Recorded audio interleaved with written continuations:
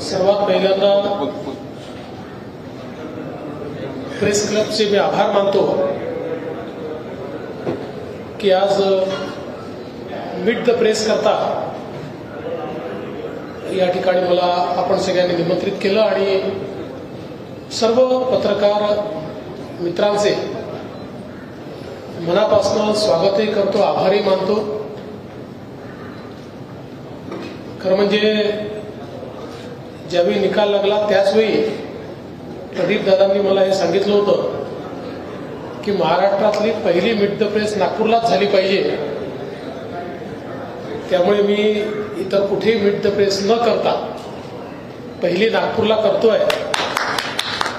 कारण आपल्या सगळ्यांचं घर नागपूर आहे, आपल्या सर्वांना नागपूरबद्दल एक वेगळं आकर्षण देखील आहे। मी आपल्या सर्वांचे याकरता देखील आभार मानतो की नुकत्याच झालेल्या विधानसभेच्या निवडणुकीमध्ये आपल्या सर्वांचं सहकार्य हे मोठ्या प्रमाणात आम्हाला लाभलं आणि त्यामुळेच लोकसभेमध्ये जो फेक नरेटिव्ह महाराष्ट्रामध्ये तयार करण्यात आला होता की ज्याचा मोठा फटका आम्हाला बसला, तो फेक नरेटिव्ह आम्ही ब्रेक करू शकलो आणि थेट जनतेपर्यंत पोहोचू शकलो, ज्यामुळे निश्चितपणे एक अत्यंत मोठा विजय महाराष्ट्राच्या आजपर्यंतच्या इतिहासातील कुठल्याही पक्षाला युतीला मिळालेला सर्वात मोठा विजय 237 जागा या महायुतीला या ठिकाणी प्राप्त झाल्या आणि भाजपलाही आपल्या राजकीय जीवनातला उच्चांक 132 जागा या ठिकाणी मिळवता आल्या आणि म्हणूनच एक अत्यंत डिसायसिव्ह अशा प्रकारचं मॅन्डेट हे जनतेने आम्हाला दिलेलं आहे। अर्थातच एवढं चांगलं मॅन्डेट मिळाल्यामुळे आमची जबाबदारी खूप मोठ्या प्रमाणात वाढली आहे। कारण कुठलंही मॅन्डेट हे जनतेच्या अपेक्षा घेऊन येत असतं, आव्हानही असतात, अपेक्षाही असतात आणि काम करत असताना काही अडचणी असतात, कधी काही मर्यादा असतात, पण या अडचणी आणि मर्यादांवर मात करून जनतेच्या मनातली कामं झाली पाहिजे, तशा प्रकारचा महाराष्ट्र हा तयार झाला पाहिजे, हा प्रयत्न आपल्याला या ठिकाणी करायचा आहे। खरं म्हणजे पहिल्यांदा जेव्हा 2014 साली मी मुख्यमंत्री झालो होतो त्यावेळेस अनेक लोकांच्या मनात अनेक शंका होत्या। काही लोकांना वाटायचं की हा मंत्री पण राहिलेला नाही, मुख्यमंत्री म्हणून कसा काम करेल। काही लोकांना वाटायचं की अतिशय नवखं अशा प्रकारचं काम यांच्याकडे आलेलं आहे, त्यामुळे महाराष्ट्रात परफॉर्मन्स कसा असेल। तर विशेषतः पश्चिम महाराष्ट्रातल्या लोकांना असं वाटायचं की सातत्याने विदर्भावरच्या अन्यायावर बोलणारा व्यक्ती हा महाराष्ट्राचा मुख्यमंत्री झाल्यानंतर आपल्यावर अन्याय करेल का। पण माझ्या पहिल्या 5 वर्षाच्या कामामध्ये लोकांच्या लक्षात आलं की विदर्भामध्ये तर खूप काम केलंच आपण, मोठ्या प्रमाणात विदर्भाचा जो हक्क होता तो विदर्भाला मिळवून देण्याचा प्रयत्न केला, पण त्याच वेळी महाराष्ट्राच्या कुठल्याच भागावर अन्याय आपण होऊ दिला नाही। किंबहुना विदर्भामध्ये सिंचनाचे प्रकल्प इतक्या मोठ्या प्रमाणात केले, जवळजवळ 80 प्रकल्प पूर्ण केले आणि अनेक प्रकल्प आता पूर्णत्वापर्यंत आणले, पण त्याच वेळी वर्षानुवर्ष रखडलेले पश्चिम महाराष्ट्रातले, उत्तर महाराष्ट्रातले, मराठवाड्यातले, कोकणातले प्रकल्प देखील तेवढ्याच गतीनं आपण पुढे आणले, ते पूर्ण केले।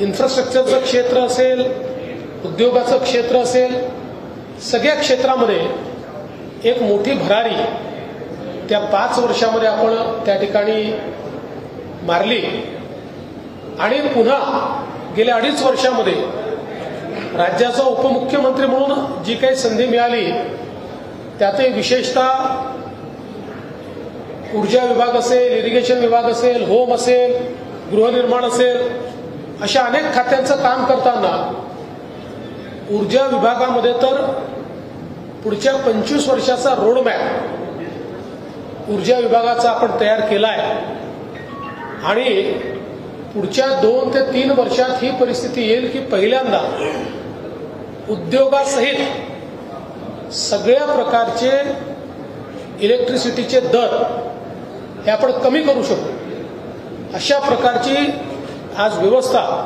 ही ऊर्जा विभागामध्ये आपण उभी केलेली आहे। इरिगेशनमध्ये देखील आपल्याला कल्पना आहे की 6 नदीजोड प्रकल्पाची कामं आपण हातामध्ये घेतलेली आहेत। ही 6 नदीजोड प्रकल्पाची कामं महाराष्ट्राचं ट्रान्सफॉर्मेशन करणारी आहे।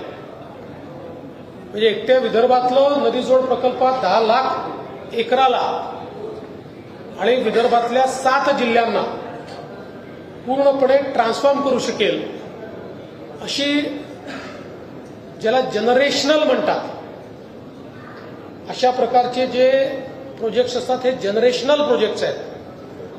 असे प्रोजेक्ट्स हे सगळे आपण हातामध्ये घेतलेले आहेत। दादांनी गडचिरोलीचा उल्लेख केला। मी जो वारंवार बोलायचो आणि आता ते होताना दिसतंय की the next steel city of India is Gadchiroli, ते आज होताना आपल्याला पाहायला मिळत आहे। नक्षलवाद ऑल टाइम लो आहे। परवा देखील 2 मोठ्या केडरनी त्या ठिकाणी आत्मसमर्पण केलं आहे आणि आता डीपमध्ये ज्या भागात आपण कधी जात नव्हतो अशा भागामध्ये आपण जायला लागलो आहे। पुढच्या काळामध्ये एक प्रकारे निकराची लढाई ही संभावित आहे, ती होताना दिसते। पण त्यातून निश्चितपणे मोठ्या प्रमाणात गडचिरोलीसारखं क्षेत्र हे बदलण्याचं काम आपण करणार आहोत। आज विदर्भामध्ये ज्या प्रकारे इन्व्हेस्टमेंट ऑपॉर्च्युनिटीज मला दिसत आहेत, ज्या येऊन राहिलेल्या आहेत, त्यातनं विदर्भालाही औद्योगिक इकोसिस्टीम जी पूर्णपणे आपल्याला लॅकिंग दिसत होती ती आता मोठ्या प्रमाणात उभी राहते आहे। आणि म्हणून मला असं वाटतं की हे सगळे चॅलेंजेस आहेत। हे करत असताना आम्ही ज्या काही योजना सुरू केलेल्या आहेत त्या योजना देखील आम्हाला चालवायच्या आहेत। हे खरं आहे की या योजनांचा भार हा आमच्या अर्थसंकल्पावर पडेल, पण त्याचंही नियोजन आम्ही योग्य प्रकारे करतो आणि कोणाच्याच मनात शंका राहू नये म्हणून लाडकी बहीणचा देखील डिसेंबर महिन्याचा हप्ता हा जमा करणं आम्ही सुरू केलेला आहे आणि तोही सगळ्या खात्यांमध्ये लवकरच त्या ठिकाणी जमा होईल। एकूणच केंद्र सरकारच्या मदतीनं महाराष्ट्राला गतीने पुढे नेण्याचा आमचा प्रयत्न आहे। या निमित्ताने मी केंद्र सरकारचे आभार एका गोष्टीकरता मानतो की परवाच माननीय शिवराज सिंग चौहान साहेब आले होते आणि शिवराज सिंग चौहान साहेबांनी एकाच वर्षात आपल्याला 20 लाख घरं प्रधानमंत्री आवास योजनेच्या अंतर्गत दिली आहेत। हा देशातला रेकॉर्ड आहे। म्हणजे अनेक राज्यांना 10 वर्षात देखील 20 लाख घरं मिळालेली नाही। महाराष्ट्रामध्ये पहिल्यांदा आपण 2022चं जे टार्गेट ठेवलं होतं ते एससीसीच्या यादीप्रमाणे ठेवलं होतं। ते टार्गेट आपण पूर्ण केलं, पण ते टार्गेट होत असतानाच आपल्या लक्षात आलं की एससीसीची यादी अपूर्ण आहे। म्हणून आपण केंद्र सरकारकडे विनंती केली की यादी चुकीची बनलेली आहे, 2011ची यादी आहे आणि म्हणून आम्हाला पुन्हा घरांचं रजिस्ट्रेशन करण्याकरता संधी द्या।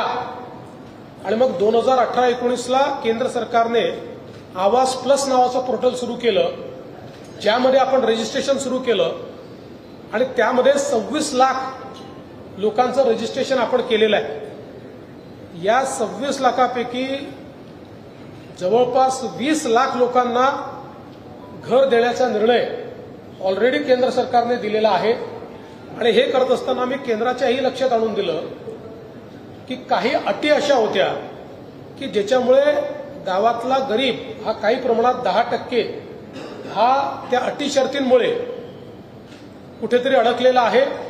त्या सगळ्या अटी शर्ती केंद्र सरकारने आता रद्दबातल केलेल्या आहेत आणि म्हणून आता अजून एकदा रजिस्ट्रेशन करून एक फायनल रजिस्ट्रेशन आम्ही करू आणि पुढच्या 5 वर्षामध्ये या सगळ्या लोकांना त्यांचं हक्काचं घर आम्ही देऊ। आणि हे करत असताना आमचा प्रयत्न आहे की प्रधानमंत्री आवास योजना असो, मोदी आवास योजना असो, जन्मन आवास योजना असो, शबरी आवास योजना असो, रमाई आवास योजना असो, आता या सगळ्या योजनांमध्ये जी घरं होतील या सगळ्या घरांना सोलर द्यायचं, जेणेकरून त्या घरामध्ये राहायला जाणारे जे आहेत त्यांना विजेचं बिलच येऊ नये, त्यांना मोफत वीज मिळावी, अशा प्रकारचा आमचा प्रयत्न हा या पुढच्या काळामध्ये असणार आहे। खरं म्हणजे अशा अनेक गोष्टी आहेत, मी सांगत राहिलो तर मीच बोलत राहील आणि इथे इंटरॅक्शन होणार नाही। पण मी एवढंच सांगतो की पुन्हा एकदा महाराष्ट्राच्या जनतेने, आमच्या सर्व आमदारांनी आणि आमच्या वरिष्ठ नेत्यांनी ही जी काही संधी मला दिलेली आहे त्या संधीचं सोनं करण्याचा प्रयत्न मी करेन।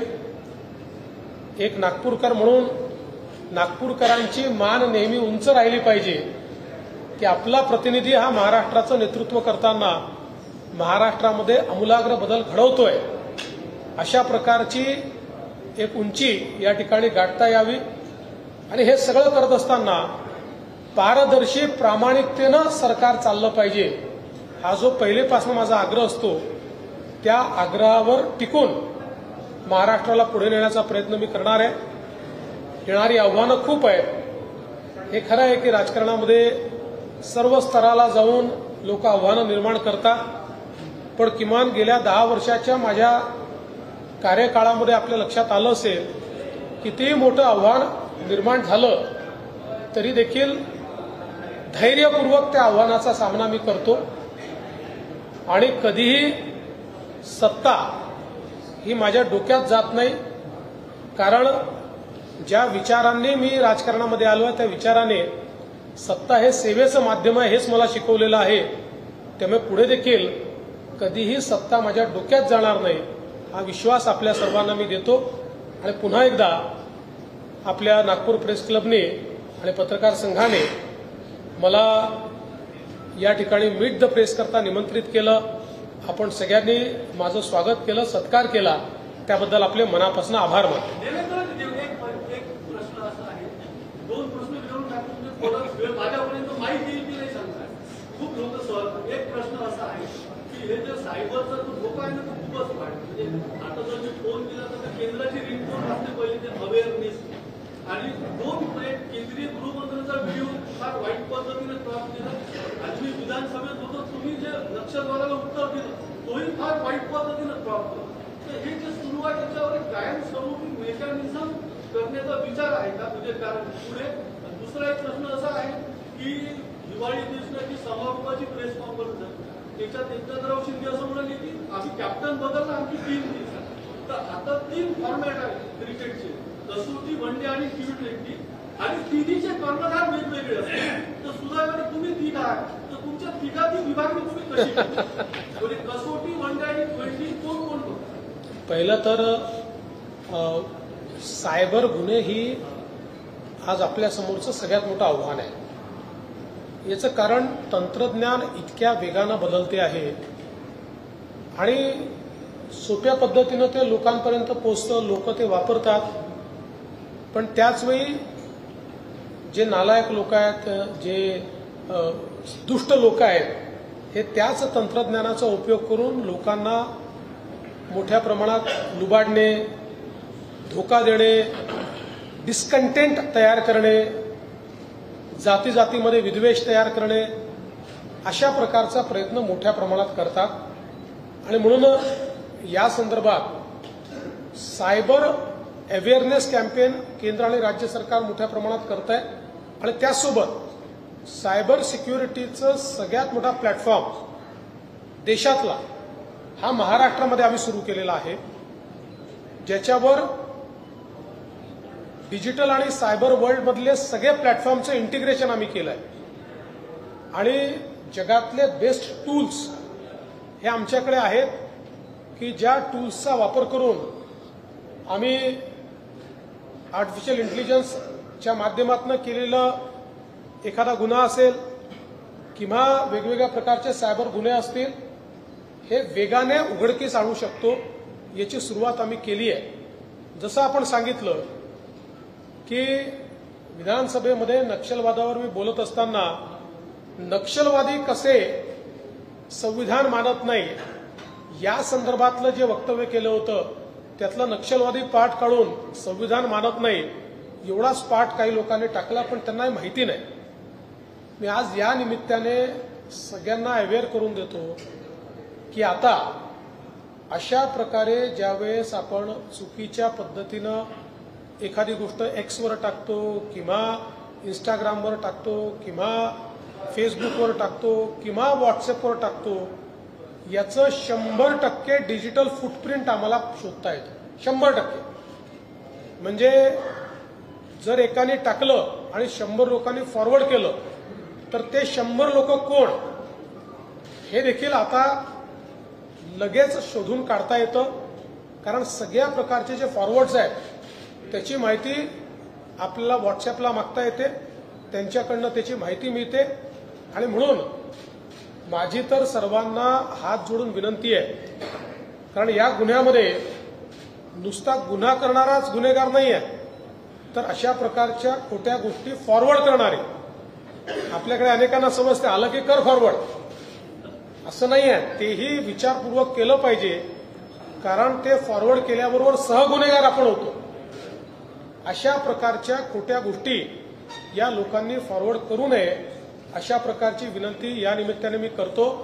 आणि पुढचे काही काळ जोपर्यंत हा अवेअरनेस तयार होत नाही तोपर्यंत ते आव्हान असणारच आहे आणि ते आव्हान नीट पेलण्याचा प्रयत्न आम्ही करतो. तुम्ही दुसरं काय विचारलं? नाही, आम्ही तिघही सोबतच काम करतोय.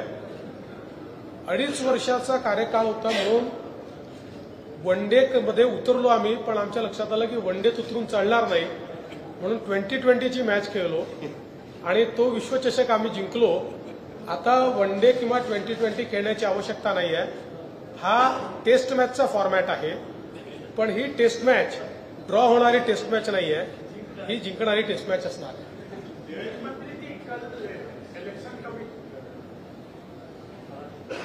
मुख्यमंत्री जी, कल इलेक्शन कमीशन ने कांग्रेस को जवाब दिया है ईवीएम के संबंध में. उनका कहना है कि ईवीएम के साथ छेड़खानी नहीं हो सकती और 1 घंटे में 76 लाख मतदान हो सकते हैं, क्योंकि एवरेज 1 लाख मतदान केंद्र थे तो 76 मतदान एक केंद्र में हो सकते हैं. दूसरा भी कांग्रेस ने आरोप लगाना शुरू किया. बंदी कर दीजिए उसको. बहुत सुनाई दे रहा है, बोलो. कांग्रेस का दूसरा आरोप है कि जब तक अमित शाह की माफी नहीं मांग लेते तब तक उनका आंदोलन जारी रहेगा. कल 27 तारीख को जय बापू जय भीम जय संविधान की रैली भी निकाल रहे हैं. दोनों को किस तरीके से आप देख रहे हैं? देखिए, पहली बात तो सोए हुए को जगाया जा सकता है, सोने का नाटक करने वाले को जगाया नहीं जा सकता.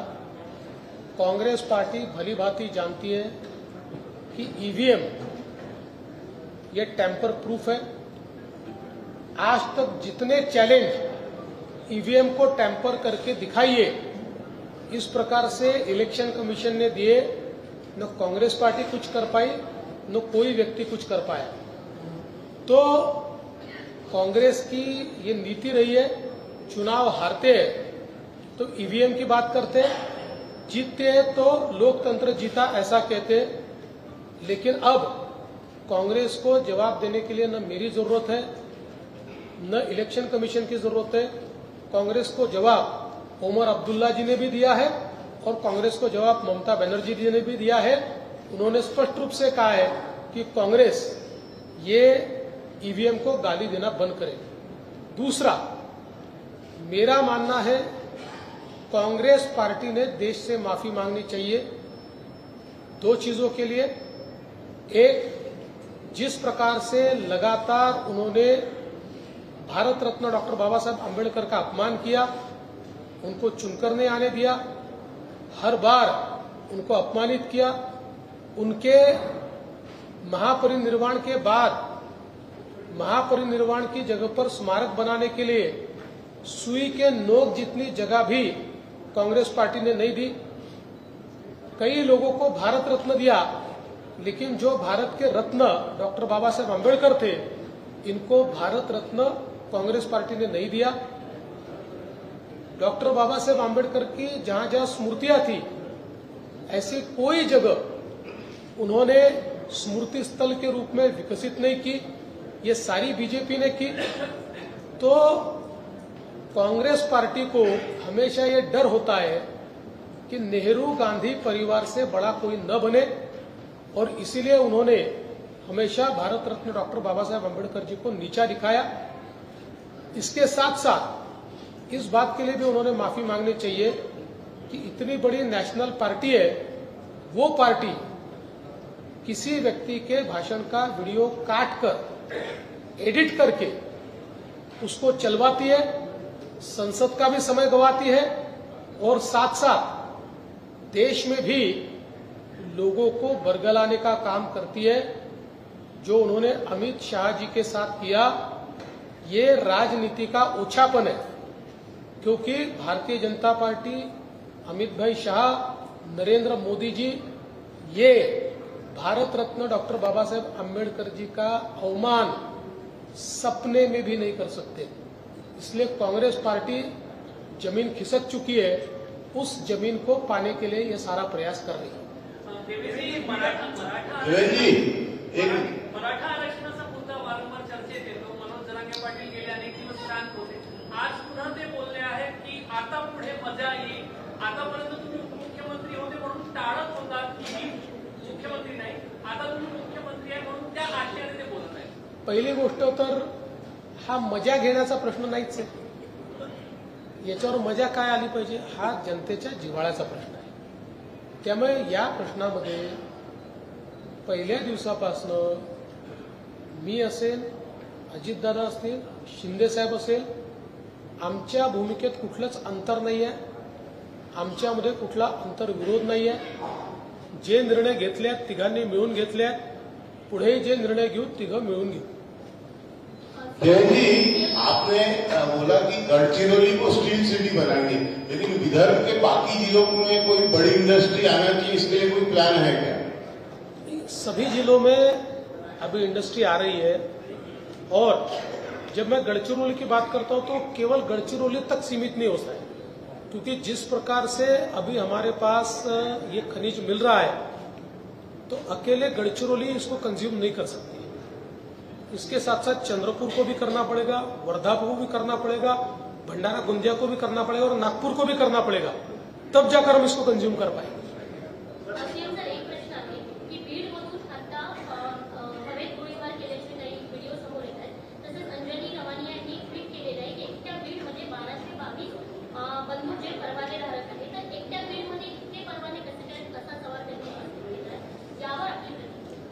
हे परवाने काही काल दिलेले तर नाही आहेत, वर्षानुवर्ष लोकांनी घेतलेले ते परवाने आहेत, ते योग्य प्रकारे दिले आहेत नाही दिले आहेत, या संदर्भात कुठली तक्रार असेल तर जरूर विचार करू आम्ही त्या संदर्भात। अनेक ठाकरेंनी एक पत्र लिहिलेलं आहे जे होल्डिंग सगळीकडे लागतात, त्याबाबत कुठेतरी धोरण करावं, ही आव्हान सुद्धा केलंय पत्रामधून आपल्याला। चांगली गोष्ट आहे, कारण हे खरंच आहे की माननीय उच्च न्यायालयाने देखील होर्डिंग्सच्या संदर्भात काही निर्देश दिलेले आहेत।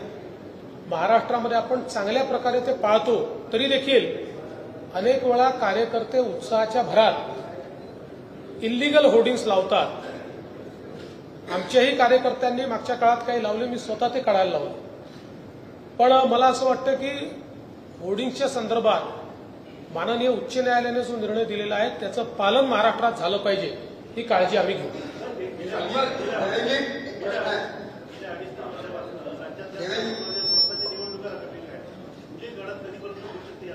मला असं वाटतं की जानेवारीमध्ये त्या संदर्भात सुप्रीम कोर्टाने अंतिम सुनावणी ठेवलेली आहे. आम्ही पण सातत्याने सुप्रीम कोर्टाला अर्ज केलेला आहे. मला अशी अपेक्षा आहे की जानेवारी महिन्यातच सुप्रीम कोर्ट सुनावणी अंतिम करून या संदर्भातला निकाल देईल आणि त्यानंतर जो काही स्टॅट्युटरी वेळ असेल त्यानंतर ती झाली पाहिजे. आता त्या तारखा ठरवायचा अधिकार आमचा नाही, तो इलेक्शन कमिशनचा आहे. पण आम्ही देखील सरकार म्हणून या केसमध्ये मॅक्सिमम इंटरव्हेन्शन करून ती लवकरात लवकर निकाली निघावी हा प्रयत्न आमचा आहे.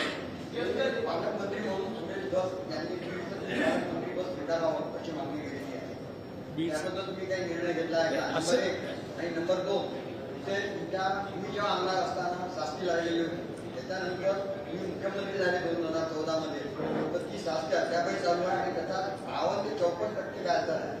कशाची शास्ती?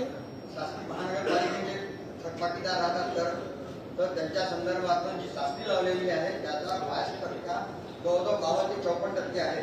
तर त्याच्यावर तुम्ही निर्णय घेणार, कारण आम्ही ते आश्वासन दिलं होतं, जज पत्रकार म्हणून आले होते त्याच्या संदर्भात जो शास्तीचा विषय मी पुन्हा पडताळून पाहिजे. आता माझ्याकडे त्याची अपडेटेड माहिती नाही आहे. पालकमंत्र्याच्या संदर्भात आमचे अध्यक्ष चंद्रशेखर बावनकुळे हे इतर दोन्ही पक्षांसोबत बसून कुठे कोण पालकमंत्री असेल याचा निर्णय करतील.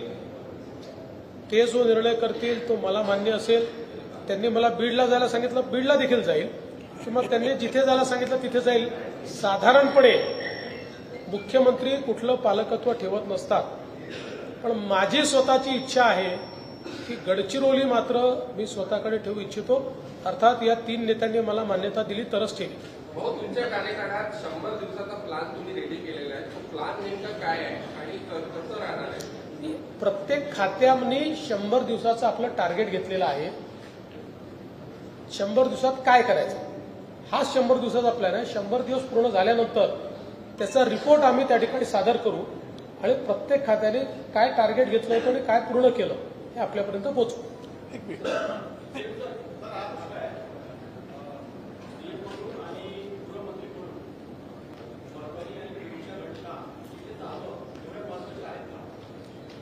असं आहे की घटना फार महत्वाच्याच आहेत आणि म्हणूनच इथे अधिवेशन सुरू असताना मी स्वतः उपमुख्यमंत्री अजितदादा पवार यांना विनंती केली आणि अजितदादा पवार स्वतः त्या ठिकाणी गेले. आमचे सगळे मंत्री देखील त्या ठिकाणी गेले. घटना महत्वाच्या होत्या म्हणूनच त्या ठिकाणी गेले. मला असं वाटतं की एखाद्या घटनेचं महत्त्व हे कोण गेलं यापेक्षा त्याला आपण काय रिस्पॉन्ड करतो या माध्यमातून होतं.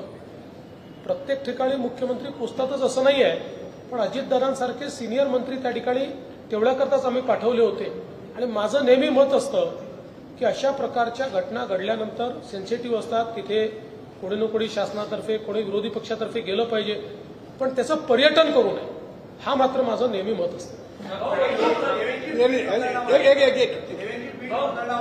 विरोधक आक्रमक होत आहेत, सोबतच त्या ठिकाणी म्हणजे बीड जिल्ह्याचं ते जे कंपॅरिझन आहे ते आता बिहार सोबत आणि एक गुन्हेगारी असलेला जिल्हा म्हणून करतायत. तर कुठेतरी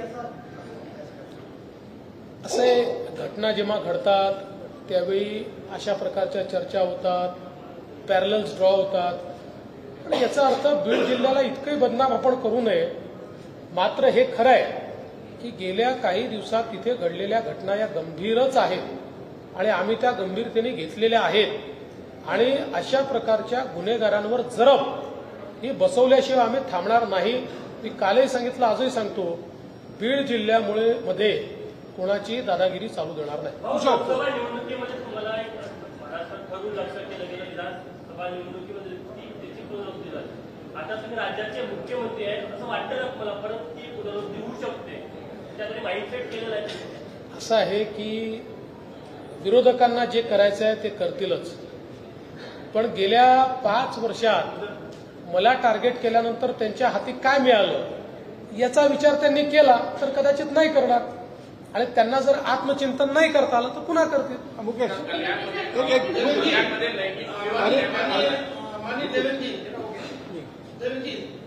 मैं माननीय जनसंपर्क मंत्री से सवाल पूछना चाहता हूँ कि हमारी जो प्रिंट की मीडिया की पॉलिसी है वो लगभग 4 दशक पुरानी है. दूसरा ये कि डिजिटल में भी हम लोगों को बहुत नई पॉलिसी की जरूरत है. जानना चाहेंगे क्या इस 5 वर्ष के दौरान आप पत्रकारों के लिए जनसंपर्क मंत्री के रूप में चेहरा दिखा पाएंगे? चेहरा तो रोज ही दिखाता हूँ, लेकिन आपने नहीं समझ रहा हूँ मैं बात को आपकी। आपने बहुत अच्छा सुझाव दिया है। एक नई पॉलिसी हम लोग निश्चित रूप से तैयार करेंगे। एक 1 मिनट। अरे बिहार और एयरपोर्ट को लेकर क्या कि एयरपोर्ट का तो अभी टेंडर अलॉट हो चुका है। जीएमआर बहुत तेजी से वहां पर काम शुरू कर रहा है और मिहान में आप देख रहे हैं लगातार निवेश आ रहा है और अभी आने वाले कुछ दिनों में और कुछ अच्छी अनाउंसमेंट मैं करूंगा। मुख्यमंत्री साहेब तुम्ही आता बोलताना म्हणाले की नागपूरकरांची माल उंच होईल, पारदर्शी कारभार राहील.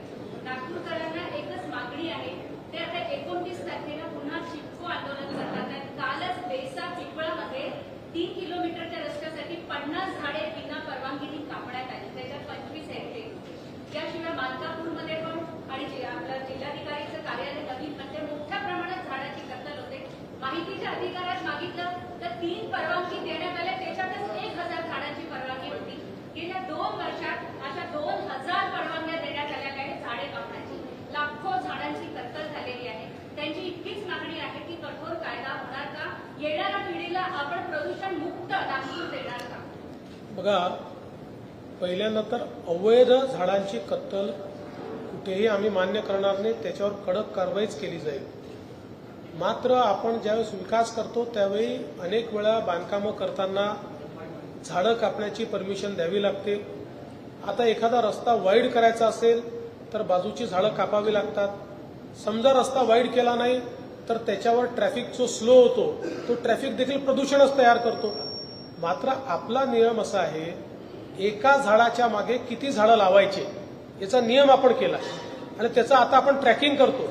तेवढी झाडं लागली की नाही, ती मोठी झाली की नाही. त्यामुळे कुठेही झाड कापून टाकलं आणि सोडून दिलं असं नाहीये. तर प्रदूषणाचं मिटिगेशन करण्याकरता आपल्याकडे नियम तयार केले आहेत, त्याचं काटेकोर पालन आपण करत असतो.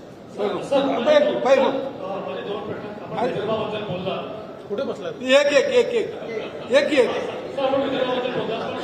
कुठेतरी विदर्भामध्ये शेतकऱ्यांचे प्रश्न आता या आणि बेरोजगारी खूप मोठ्या प्रमाणात आहे.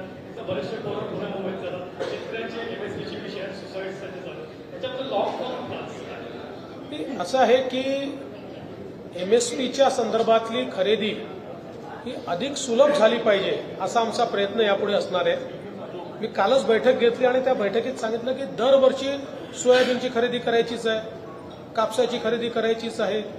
ज्या ज्या गोष्टींची खरेदी करायची आहे त्याच्या सुलभतेनं ती खरेदी कशी होईल याची एक परमनंट व्यवस्था उभी केली पाहिजे. तर त्या दृष्टीने ज्या राज्यांनी चांगली व्यवस्था केली आहे ती व्यवस्था पाहून आपल्याकडे त्या व्यवस्था कशा करता येतील आमचा प्रयत्न असणार.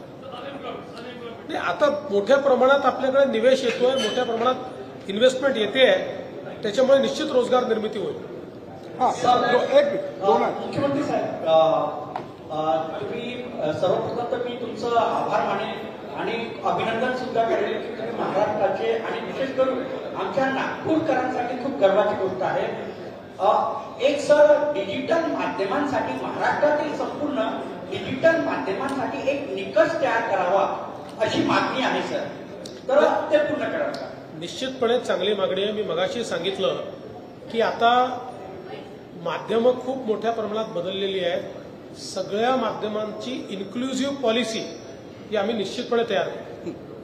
सर एक प्रश्न असा होता की लोकसभेच्या निकालापासून आतापर्यंतचा जो प्रवास राहिला तुमचा आणि त्यानंतर 3 पार्टींचं युती, तर मला काय वाटतं की तुमच्या पुढचं या पुढच्या 5 वर्षात सर्वात मोठं आव्हान मला असं वाटतं की जसं मी पहिल्यांदा सांगितलं, अपेक्षा जेव्हा चांगलं मॅन्डेट मिळतं त्याच अपेक्षाही मोठ्या असतात.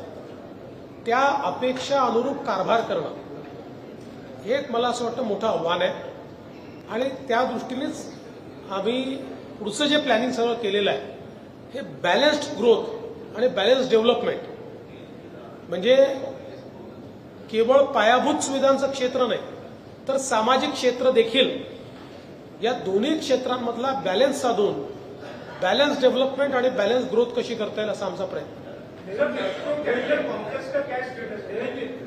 आपण मुख्यमंत्री झाले की जातीय आंदोलन का पुढे व्हायचं त्याच्यावर काय? मला त्याच्यावर फार काही बोलायचं नाही. मला असं वाटतं की तुम्ही हा प्रश्न विचारताय, यातनंच महाराष्ट्रातल्या जनतेला अनेक गोष्टी लक्षात येतात.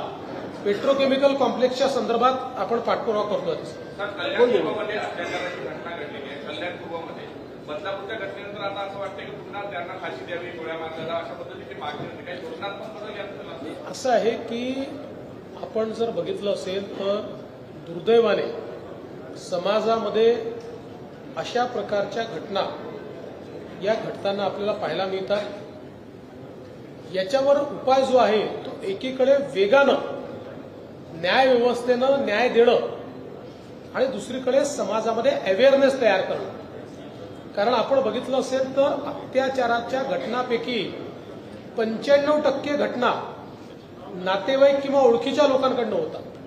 त्यामुळे हा जसा एक प्रकारे कायदा सुव्यवस्थेचा प्रश्न आहेच, मी नाकारतच नाही, पण त्यासोबत हा सामाजिक प्रश्न देखील आहे. समाजामध्ये देखील आपल्याला महिलांच्या प्रती, मुलींच्या प्रती अधिक जागरूकता तयार करावी लागेल. तो प्रयत्न देखील आम्ही करणार.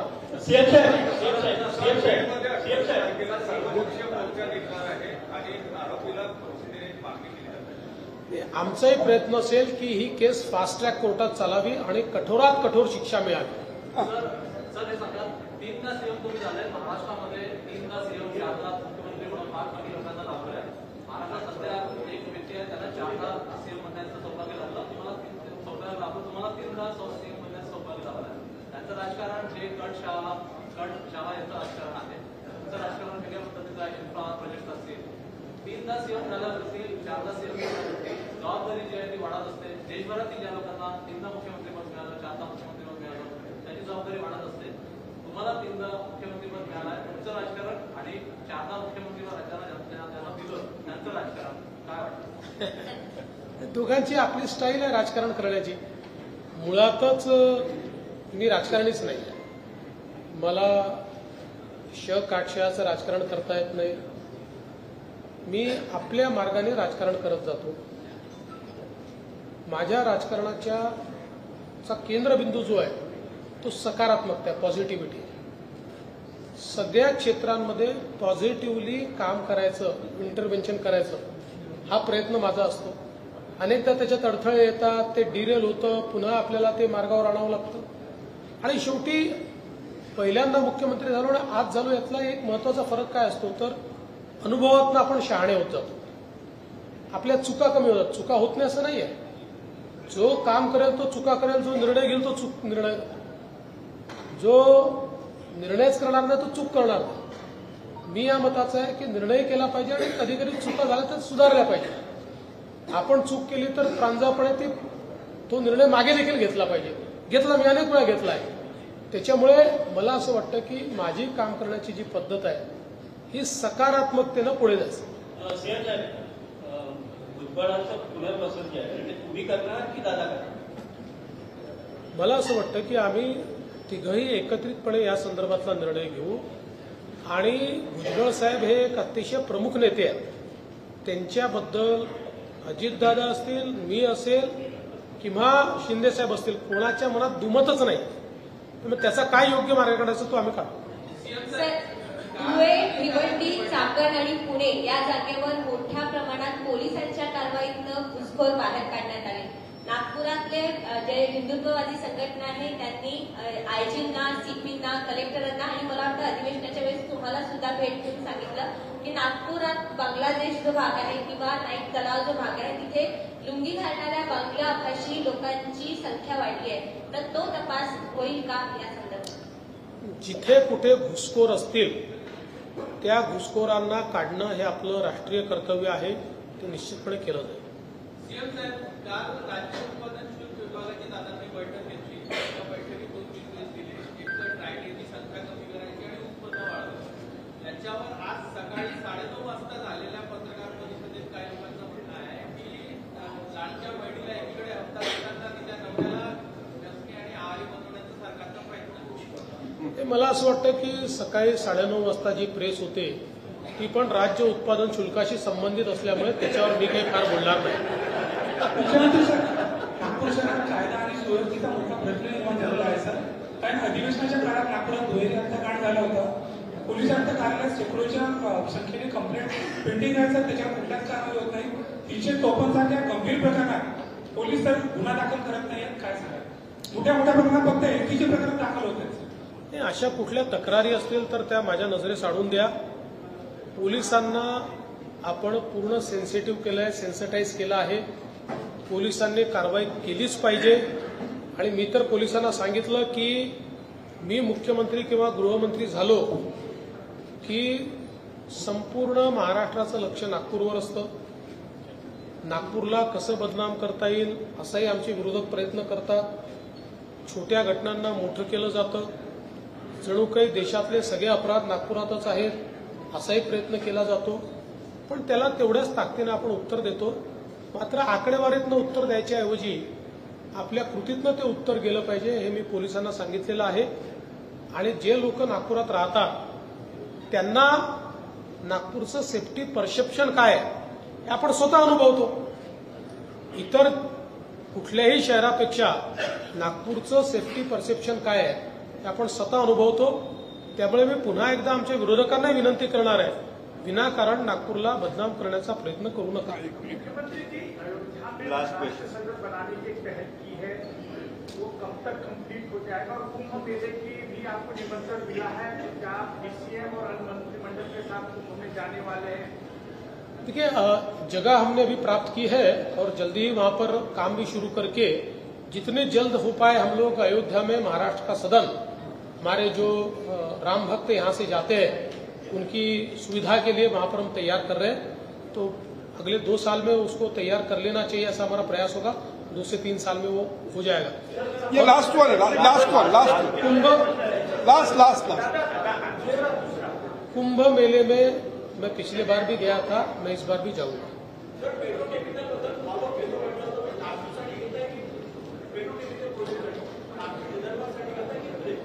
नाही, विदर्भाकरताच आपण त्याचा हे तयार केला ना. नागपूर करताच आपण त्याचा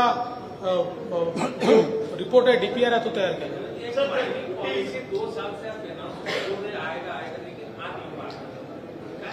अभी लाएंगे उसको.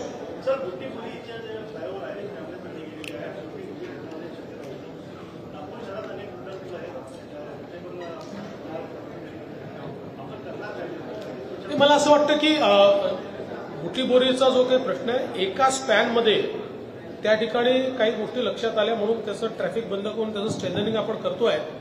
पण मी निश्चितपणे माननीय गडकरी साहेबांनाही विनंती करेन की एनएचआयचे जे फ्लायओव्हर्स आहेत नागपुरातले त्याचं सेफ्टी ऑडिट त्यांनी करून घ्यावं. आणि पीडब्ल्यूडीलाही सांगून जे महाराष्ट्र सरकारचे फ्लायओव्हर्स आहेत त्याचं एकदा सेफ्टी ऑडिट आम्ही करून घेऊ.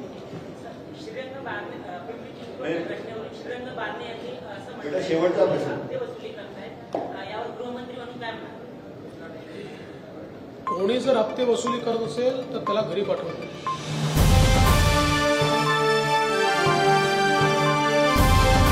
समाजकारण, प्रशासन आणि राजकारणातल्या अचूक विश्लेषणासाठी बखर लाईव्हच्या सोशल मीडिया प्लॅटफॉर्म्सना लाईक, फॉलो आणि सबस्क्राईब करा.